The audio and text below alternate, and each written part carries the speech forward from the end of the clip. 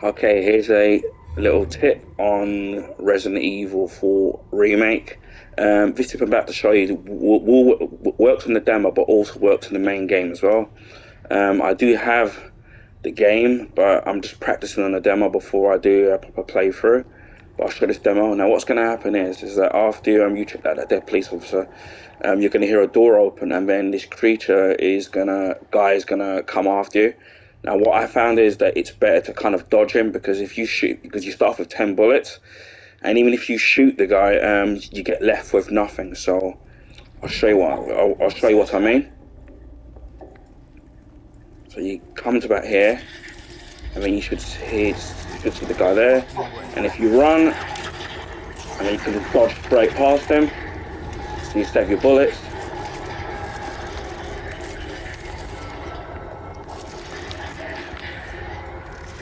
What I'm doing there, and then an enemy should come out through there.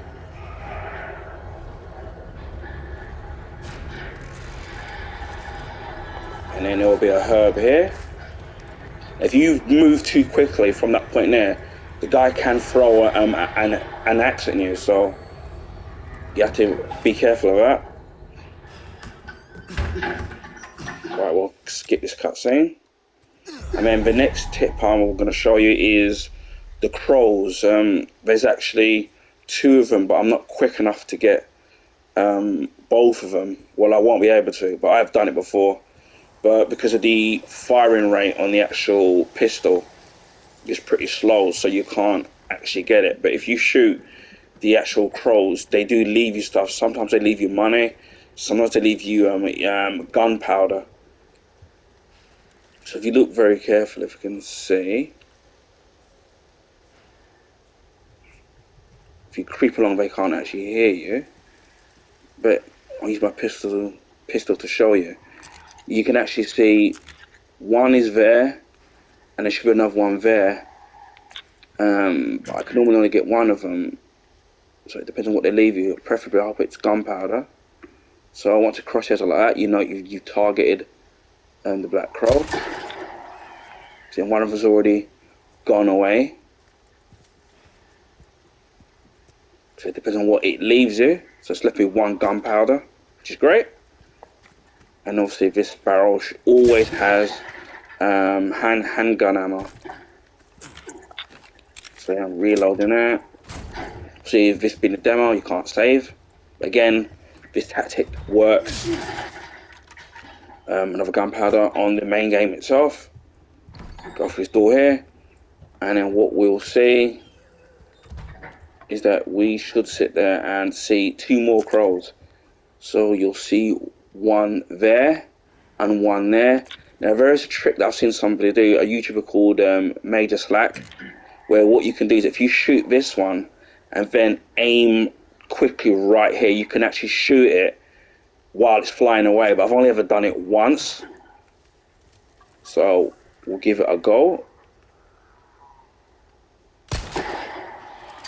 I missed, so I knew that was going to happen. We'll reload there. We're left with potatoes there. In here again is handgun ammo. It's always the case. So at the moment I've got quite a lot. I've got about 26 or 27. Now the next bit is the parrying system. Now the game teaches you how to parry enemy attacks when they've got weapons in hand, whether it's an axe or a fork. But it tells you that later on in the game. Now, there's a trick where just when they're about to attack you, you use the L button, or the left shoulder button, whether it's on the PS5 or the Xbox pad, and you can actually parry it. Now, what I found is that most people press it once, but what I've often found is that if you do that, sometimes it parries it, sometimes it doesn't. What I found a tip that actually works is that as they're about to attack and you're about to parry the attack, what you do, if you rapidly press the parry, the left shoulder button, as you're about to be attacked, 9 cases out of 10 you always will parry the attack, rather than if you just press it once. So hopefully I should be able to show you. most of the time it kind of works. So we'll get this box here. There'll be two enemies, one with a fork and one with an axe. And as soon as you pass this particular line, this is when it triggers those two enemies. So for it to work, so I'm going to rapidly press it so he's about to attack me. So we do this. So that worked. Again, it's just before, rapidly press it rather than press it once. That worked.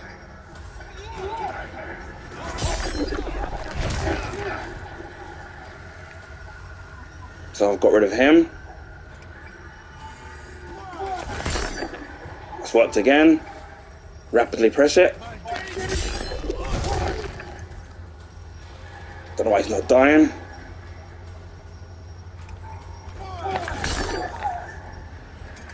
Usually after the third attack, that's when you're able to do it.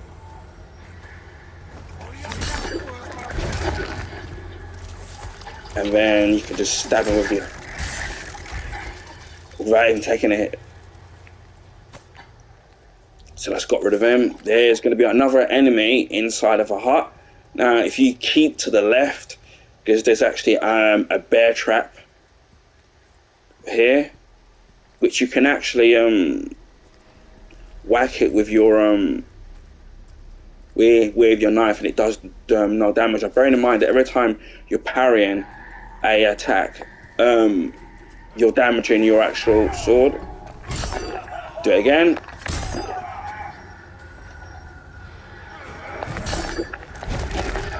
Broke his neck, so that's killed him there. So that's how you take out that guy. Usually when you parry them, you don't get the prompt to do a melee attack, and on your third attempt after parrying them, that's when you normally it gives you the prompt to do it. Sometimes it gives you the prompt to do the melee attack straight away, but that's how you do the parry attack. And as you can see, I took out all three of those enemies without even taking a hit or even being killed. So I'm going to do another video showing you how to take on, easiest way to take on the villagers. So you'll see that video soon.